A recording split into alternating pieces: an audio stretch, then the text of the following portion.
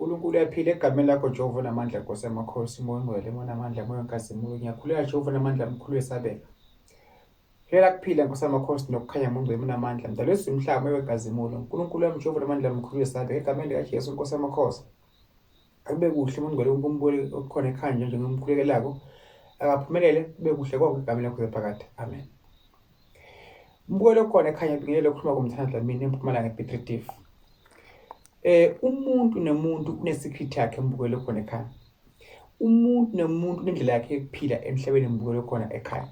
So ke nawumuntu kungenzeka ungena kwakhe emanzini kwenza into zakho zivuleke kakhulu. Ukuba nesigubhu yiko uwenza ube inhlanhla enkulu kakhulu. Ukuphahla noma ukuzila noma ukusenza umuthi othile okwenza into ethile or wenza into ethile or nentambo ethile yiko izinto zakho zihambe kahle zivuleke.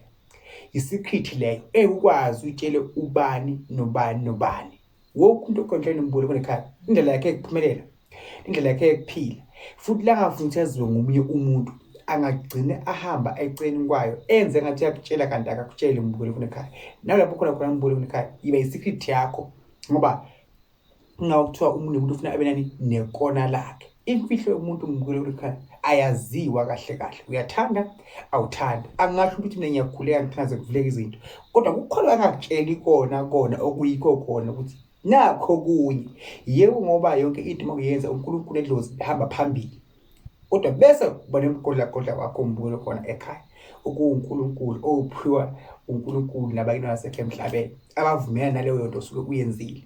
Uma uye emanzini akusiyo amanzi kuphela it's because idlozi lakho noNkulunkulu wakho kuvumelani nalesi simo samanzi ukuthi mawuze ke wangena la kuyawukhanya kakhulu.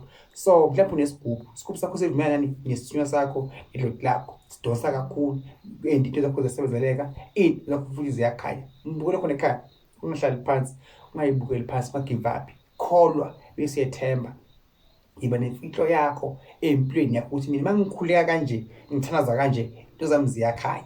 Okushoka abantu ngapha nangapha ukubangela ikhanda.